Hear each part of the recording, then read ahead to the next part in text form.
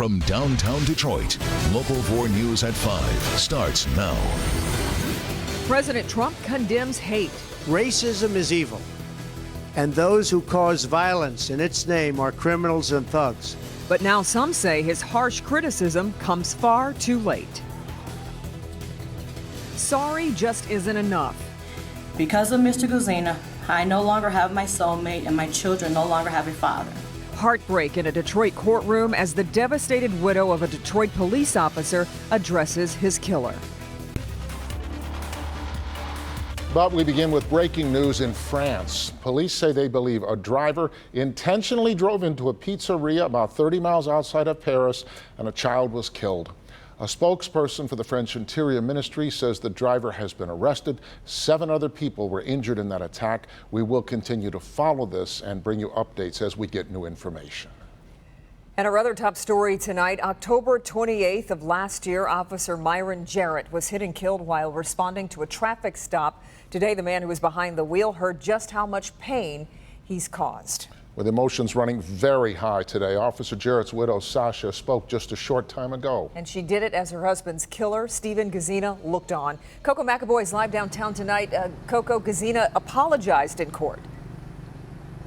Yes, Kimberly and Steve, it was a very emotional day in court, and Stephen Guzina did apologize to the family, but Officer Myron Jarrett's wife, Sasha, also had the chance to speak about her heartbreak. Officer Jarrett and every police officer working the street has a difficult job enough every day, every shift. In October of last year, Officer Myron Jarrett was on duty assisting officers with an investigation when Stephen Guzina ran him over and ran away from the scene.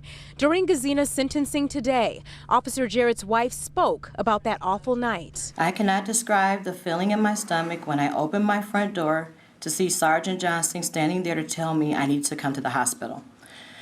Nor can I describe my heartbreak when I learned my husband was deceased. She says she and Officer Jarrett were high school sweethearts. Because of Mr. Guzina, I no longer have my soulmate and my children no longer have a father. Though it's been very difficult for her, she says she refuses to hate Guzina. Because that would eat away at me constantly, and I would not allow him to take anything else from me. Then it was Guzina's chance to speak, and he apologized to Sasha Jarrett and her family. But I'm so sorry, Mrs. Jarrett, this happened. I'm so sorry your children don't have a father and you don't have a husband. I'm so sorry the destruction that I did to your family.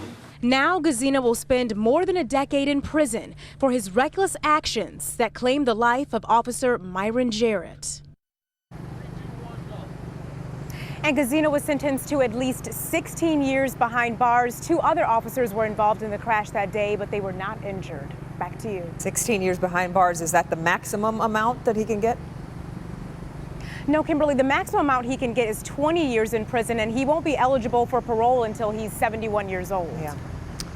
Tough day in court, Coco. All right. Thank you. In more news, tensions in Charlottesville, Virginia remain high tonight following a deadly weekend of unrest. And this afternoon, James Fields was denied bond. He's the man who police say plowed his car into a crowd of counter-protesters, killing a woman. Fields appeared via video. He is charged with second-degree murder. The 20-year-old was one of hundreds of white nationalist protesters angered over the removal of a statue of Confederate General Robert E. Lee. First time today, President Trump called out the hate groups behind Saturday's rally. This coming after many criticized him for not doing so when he spoke on Saturday. Blaine Alexander is in Washington at the White House. Blaine? Well, Kimberly, the president was clear today. KKK, neo-Nazis, white supremacists. He called them out each by name. But many say that strong language should have come much sooner.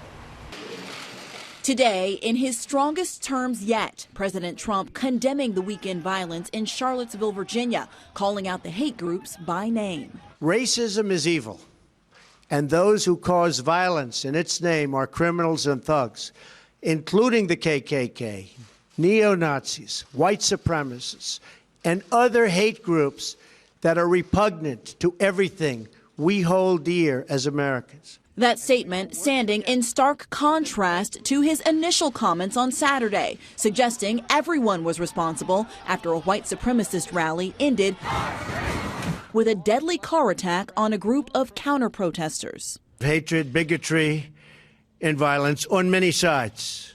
on many sides. It's what President Trump did not say that drew criticism even from fellow Republicans who wanted to hear language like this. We will not tolerate hatred and violence of groups like white supremacists, the KKK, and the neo-Nazis. Before Saturday's violence, former KKK leader David Duke gave this reasoning for the rally. We are determined to take our country back. We're going to fulfill the promises of Donald Trump. Today, the CEO of Merck Pharmaceuticals, Ken Frazier, quitting the president's manufacturing council, saying he is taking a stand against intolerance, to which the president immediately fired back on Twitter. This afternoon, President Trump trying to move beyond the backlash, focusing on China trade and jobs. And today, President Trump met with his FBI director and his attorney general and promised that anyone who acted violently or criminally during the weekend's violence will be held accountable. In Washington, Blaine Alexander, Local 4.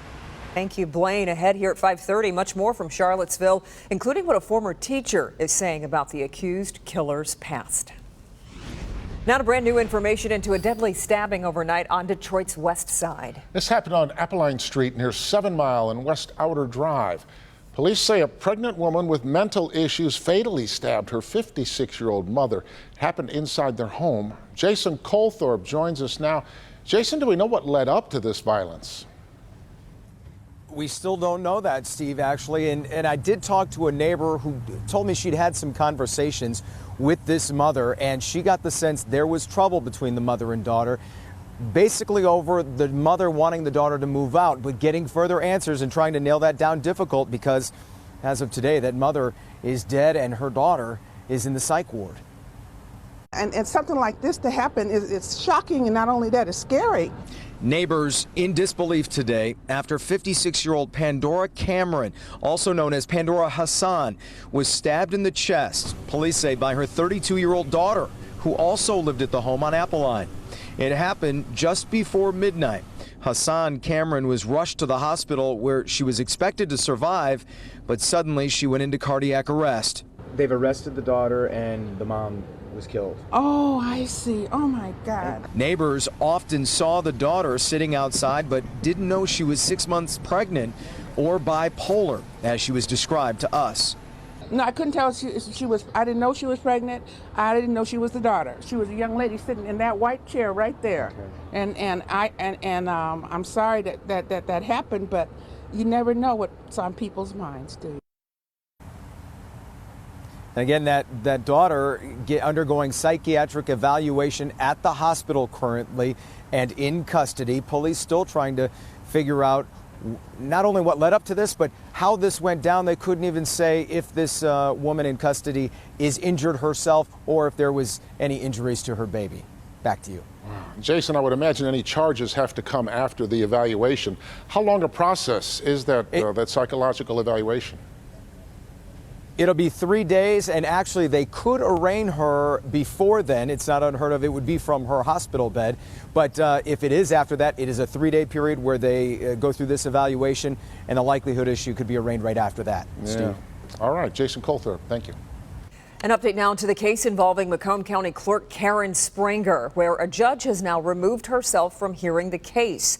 Circuit Judge Catherine Viviano handled a case earlier today pitting Clerk Spranger and County Executive Mark Hackel. Spranger is challenged for allegedly falsifying a residency affidavit. Today, Judge Viviano said it would be best that she does not hear the case. The chief county judge will now reassign it. A portion of Dodge Park in Sterling Heights is closed for the season as work begins on a major renovation of the park. A Parks and Rec millage approved last year will allow for the construction of a splash pad, ice rink, farmers market pavilion, and some other improvements. Music programs will continue through August 28th, and then the park will completely close for the season so the work can continue, reopening expected in late spring or early summer of next year. The new Little Caesars Arena will be a very busy place this fall, yet another big act is on the schedule. Yeah, they've got quite a few. The Eagles will bring their music to Little Caesars Arena on Friday, October 28th. Tickets will be going on sale this coming Saturday, August 19th. You can find ticket information on clickondetroit.com and find it on the entertainment page. Should be fun. All right, things are just getting started here at 5. We have so much more ahead in the next half hour, including A historic piece of Motown history here in Detroit sold for over $1 million. And wrestling icon Ric Flair rushed to the hospital. Ben? Steve, we've got plenty of clouds out there this evening. So far, we're all dry, but is there a chance that some of us could be seeing the raindrops tonight? Plus, much better chances in the 7-day forecast. All coming up in a few minutes.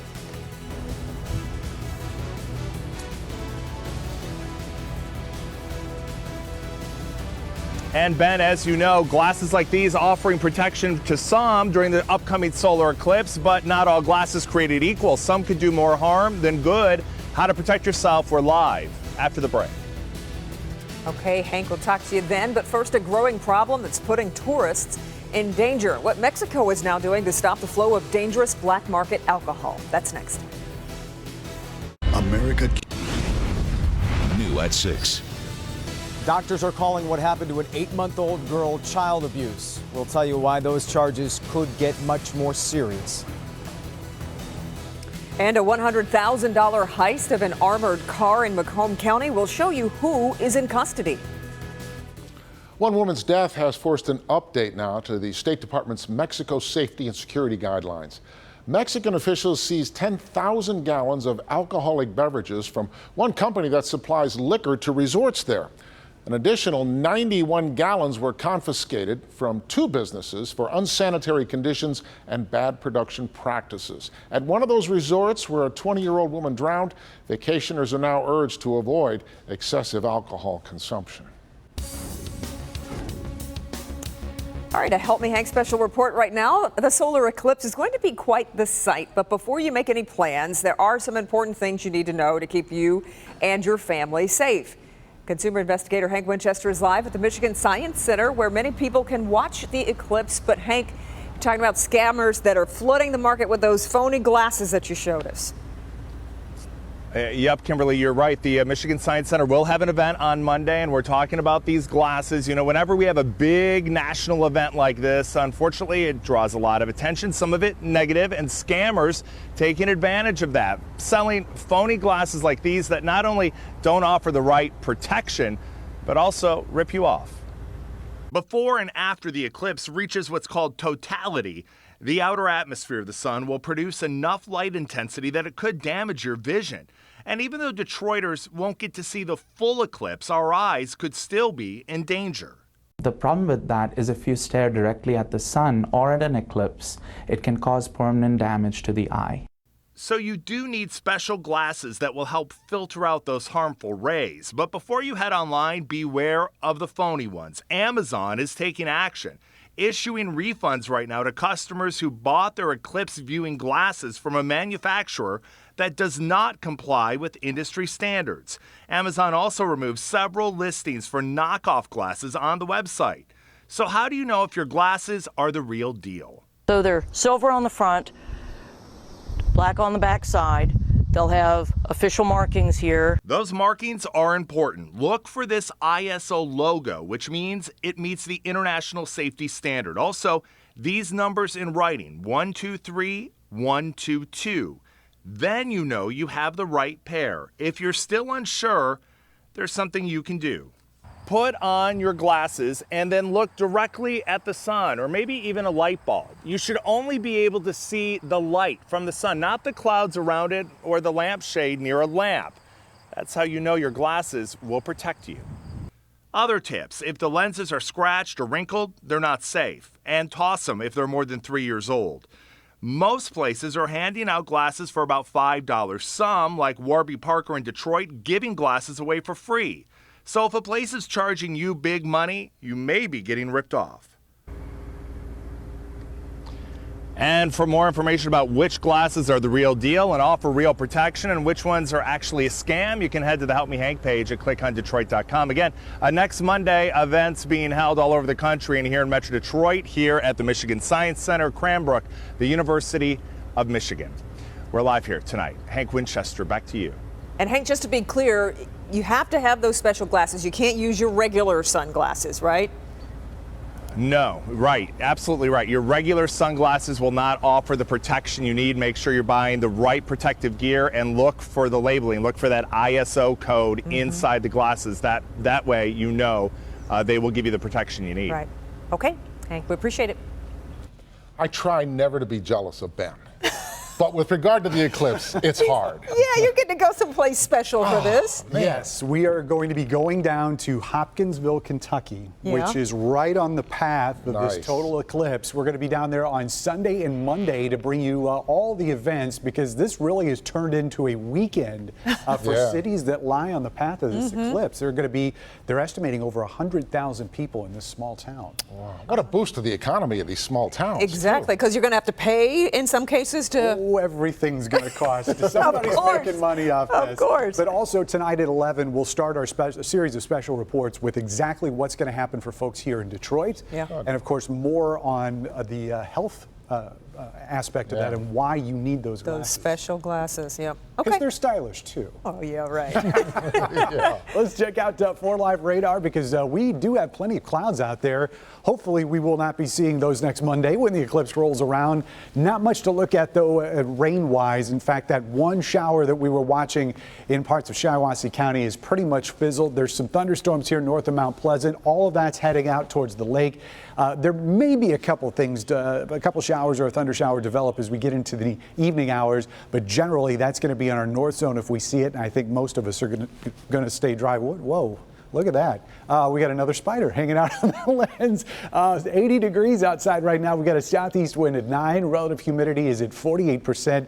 We have not seen a humidity issue for several days now, and it looks like tonight that's going to change as we'll start seeing that moisture increase. So we're here at 80 degrees, but where those thunderstorms have started to fire, things a little bit cooler in northern lower Michigan. Alpena is at 67. Traverse City is at 76, and up in the UP, they're barely hanging on to 70 degrees. The model has more thunderstorms showing up here than I think are actually going to occur, but nevertheless, it's still possible we could get wet in spots north of the city tonight. Once we get into tomorrow, we should start dry. Then as we get into the afternoon, scattered showers, maybe a thunderstorm around, a little bit better chance tomorrow than what we have today, but it looks like the best shot is going to be coming on Thursday, and then Wednesday we get a bit of a break as we're sandwiched between those rain chances. High temperatures tomorrow going to 83, and we'll call it scattered thunderstorms mainly in the afternoon, and tomorrow looks like the better chances are actually going to be opposite of today, down towards our south metro and maybe the southern end of our west zone. High temperatures 83 generally in our metro zone tomorrow in the city and also out towards the airport. Slightly cooler in our south zone, 80 or 81 generally is what we're looking at here. West zone temperatures for the most part 70s, although holding on to a couple 80s down here towards Ann Arbor, Canton and Novi, and 70s here in our north zone too, with the coolest numbers being out towards the lake. Lexington 73, Port Huron at 74, and some of our warmer temperatures will be down here in Rochester Hills and Macomb in the upper 70s. So we will be seeing those thunderstorm chances in the second half of tomorrow. Otherwise, as we head towards the next 7 days, temperature-wise, we're going to be pretty close to average for the entire stretch. And once we get those storms out of here on Thursday, we've got another great weekend ahead of us with temperatures right around 80 degrees. And of course, the eclipse on Monday right now is looking mostly sunny. Oh, good. Let's hope it stays that way. It stays that way. That's right. All right, Ben, thank you. Well, have you heard you're too heavy for knee surgery? Coming up, new research that could help a lot of patients get back on their feet. But first, it was a split-second decision that could have cost 2 children their lives. We'll see what police officers did right and the lesson it serves to parents next. Welcome back. We've reported similar stories before. Police respond to kids with guns that turn out to be toys. And we have seen some tragic results from these stories. But an incident last Friday in Minneapolis, one of the suburbs, had a different ending. A family was out for a walk in a park in a community called St. Louis Park, Minnesota. They saw 2 teens brandishing what looked like guns. They called police. The officers confronted the boys who seemed to be aiming the guns at them, but the officers did not draw their weapons. They told the boys to drop their guns, and they did. Well, the guns were toys, but they looked real. Those officers are now receiving a lot of praise. Really pleased that the officers took that extra split second to just wait a moment and make the right decision, because it doesn't always happen that way, and it's important to recognize when it does. The 2 boys, ages 13 and 14, will not face any charges.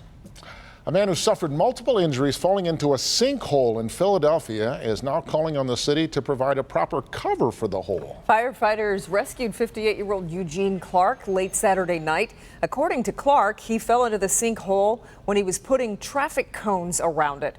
Photos taken by his wife show him inside that sinkhole there. It's just shocking. It was a shocking situation to be in that hole. And I don't know who this guy is, but it's like Hercules. And he brought me up out of that hole. I appreciate him. Clark suffered injuries to his ankle, wrist, and lower back. It's been called the Motown Mansion, and the one-time home of Motown Records founder Berry Gordy will be getting a new owner. Nice digs. The mansion on nice. Boston Boulevard, Detroit, includes a main house of 10,500 square feet, a pool house, and a carriage house. It has undergone extensive renovation and has now been purchased by a former Detroiter who's been living on the West Coast. The selling price, $1.65 million. New at 5:30. More tonight on a man accused by police of using his car as a weapon. I'm Jay Gray. We'll have the latest from Charlottesville, Virginia. The Grosse Pointe Wood Shores Little League team has been hitting it out of the park all season long, and now they're in the Little League World Series, and they've got this community and whole state behind them. So an old post office in Detroit becomes something entirely new. We are building a city where there's opportunity for everybody. But how is it accomplished, and what does it mean to the city's future? We'll let you know. Next week. The program takes awesome ideas and turns them into successful small businesses.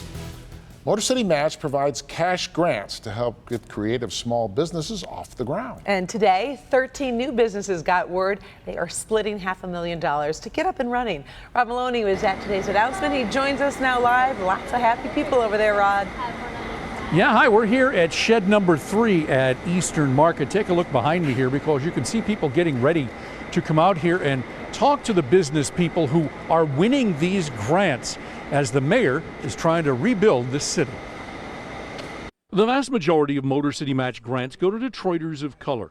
On a quarterly basis, the mayor goes to a business helped by the federal-backed program. The first time I sat with the HUD officials and said I wanted to use the housing money to do something like this, they read the regs and said it's allowed under the regs, but nobody's ever done it before. Today it was Mutual Adoration, now making furniture and other housewares in an old post office on Kercheval. Co-owners Claire Fox and Wayne Mackey are Detroiters and told us the $35,000 they picked up earlier this year made the move possible. It was actually really difficult for us to find a large enough space in the city. We had been in 3,000 square feet. Thank you. We needed 10,000 square feet. We had leaky windows. We were on the second floor. This larger space will allow us to open a retail store with walk-up traffic. People can find us now. Mutual Adoration will soon share space with another company they'll call Post.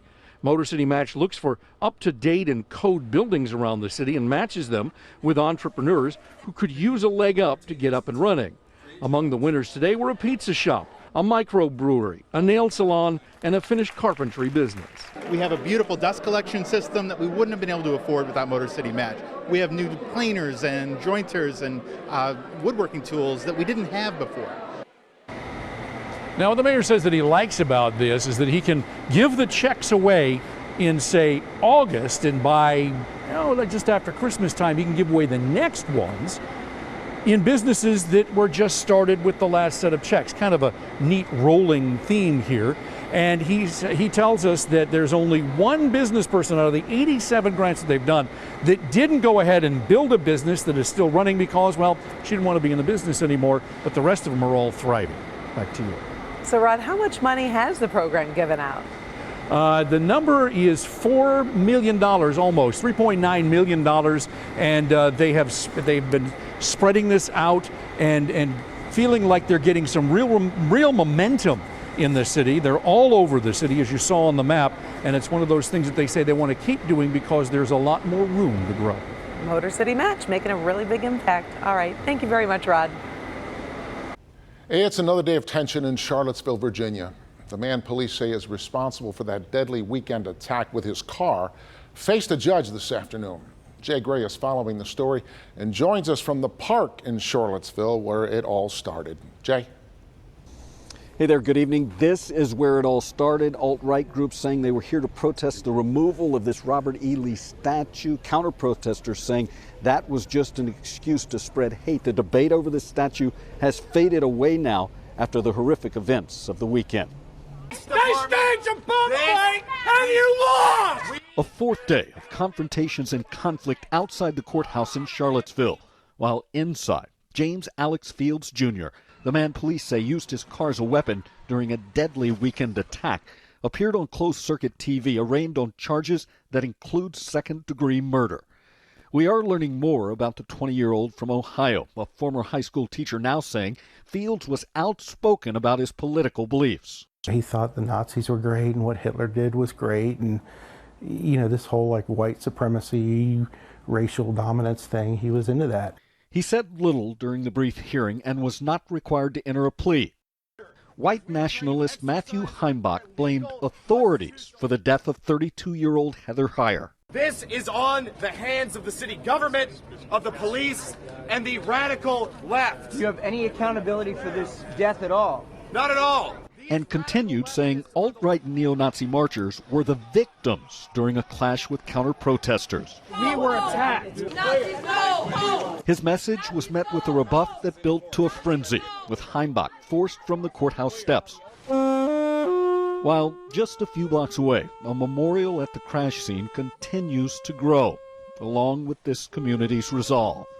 It is a tragedy, but Charlottesville will come back with love and compassion. A city working to erase the scars and honor the injured and lost. Now, Fields continues to be held without bond. His next hearing will likely come in late August. In Charlottesville, Virginia, Jay Gray, Local 4. And for now, it remains unclear what will happen to the statue of Robert E. Lee, since lawsuits surrounding its removal are still unresolved. The U.S. military's most senior officer says nobody wants a war, but the U.S. is ready for any scenario that North Korea creates. General Joseph Dunford arrived in South Korea Sunday and told South Korean counterparts today that China, the North's most important ally, will play a big role in enforcing the North's nuclear threat. Our job is to make sure that our leadership, both the Korean leadership and the U.S. leadership, have viable military options in the event that deterrence fails. General Dunford will be arriving in Beijing soon to meet with officials regarding continued compliance with sanctions against North Korea. The reputed Mexican drug lord nicknamed El Chapo was in federal court over in New York today. The focus was on the attorneys who will represent him. Security very tight as Joaquin Guzman was transferred from jail to the courthouse, where he sought to switch from public defenders to private lawyers. One of those lawyers says Guzman has been held under harsh conditions. He has yet to even see a family member. He's not going to have any contact with a family member until Thursday. And that's 7 months after he has been arrested and put in the most harsh conditions that I've ever seen in 27 years of practice. Guzman is charged with multiple counts of drug trafficking, money laundering, and overseeing kidnappings and murders. Wrestling fans waiting for an update on the health of pro wrestling icon Ric Flair. He is known as Nature Boy to his fans. He was hospitalized on Saturday night for what was initially reported as routine monitoring, although nobody said what the condition was. Flair's talent agency updated Sunday night that the potential severity of his issues have worsened. It's believed that Flair's condition has to do with heart-related issues. In good health, too heavy for knee surgery? New research suggests weight should not be a major consideration when it comes to at least one common injury. That's news that could help a lot of patients get back on their feet. Stephen Dukides was stepping over a pothole when it happened. Well, my knee kind of hyperextends, I slip and try and catch myself with that leg. Well, it pops, I go down. Stephen tore his meniscus and underwent surgery to repair it. With rehab, his knee is getting stronger, but not every doctor would have recommended his surgery. Some doctors assume the heavier a patient is, the more likely it is surgery will ultimately fail. A recent study is helping prove that theory wrong. When we looked at the results, patients who had a higher BMI, and we defined a higher BMI as greater than 25, did not have an increased failure rate compared to those who had a low BMI. 2 years after meniscus surgery, Ohio State researchers found no difference in success rates of patients if they had a BMI under 25 or up to 35. In fact, repairing rather than removing the meniscus can actually prevent other issues in the future. Trying to save that meniscus saves that cushion, prevents some of that arthritic changes down the road within their knee, and can be very beneficial for them. Something Stephen now appreciates. You don't realize how important it is getting around until you are immobilized, until you can't get around. More studies are needed to see how repairs hold up with patients who are even heavier. Experts say even without an injury, being overweight does increase your risk for developing osteoarthritis in your knees. Losing just 10 to 15 pounds lowers that risk. It's official. Governor Snyder has named August Spinal Muscular Atrophy Awareness Month in Michigan. Firefighters on hand today to announce the Fill the Boot effort that's happening this week. From Tuesday to Friday, Detroit firefighters will be at intersections collecting donations. Those donations will go to funding a cure for muscle dystrophy and funding a one-week trip to camp for 5,000 families. I would like to thank you all for your support towards MDA, because with your support, I'm able to go to camp. I went to mine in June, and it was the best week ever. Barring emergencies, you can donate to the cause at intersections in Detroit from 10 in the morning to noon and 4 to 6, and that happens Tuesday through Friday. If you did not hit the $393 million Mega Million jackpot, and I know you didn't because nobody here did, you still have hope of winning it big. The Powerball jackpot has grown to $430 million. There were no winners this past Saturday. The next Powerball drawing is Wednesday night. That jackpot of $430 million for a single winner could choose a cash payout of $273 million, which is not so bad either. No, it isn't. That would work. We have been enjoying another beautiful summer day here in Metro Detroit. And weather down in Florida, Cape Canaveral to be exact, pretty perfect for a rocket launch. We're bringing in Ben to talk a little bit about their latest mission to the space station. Yes, it was a SpaceX rocket and a Dragon capsule that took off from the launch pad today. That rocket lifted off without a hitch and began its journey to the International Space Station, where it will dock there on Wednesday. Now, the Dragon is carrying more than 3 tons of scientific materials and supplies to the space station crew. After putting the Dragon capsule in orbit, the SpaceX booster made its way back for a landing at Cape Canaveral, where it will be prepared for another mission. On board the capsule are experiments including 20 mice, which will be studied for the effects of spaceflight on eyesight.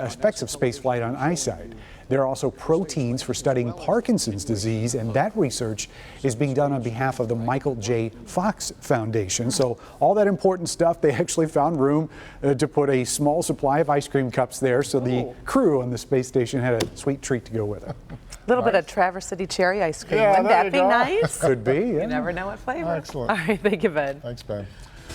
Oh, they made a series of big mistakes. New tonight what the owners of this car did after a relaxing weekend picnic that caused their SUV to blow up. The Grosse Pointe Wood Shores Little League team is in the World Series, and these moms who've been sitting in these stands are their biggest supporters. I think the mixture of all the kids working together really makes it work. But this is a really exciting time for this team and this community. New at 6. Considering the events of this past weekend, there's a local Metro Detroit business person who is saying that social media is playing a part in this. Our system has a way to block this before it even got there. We'll have his story.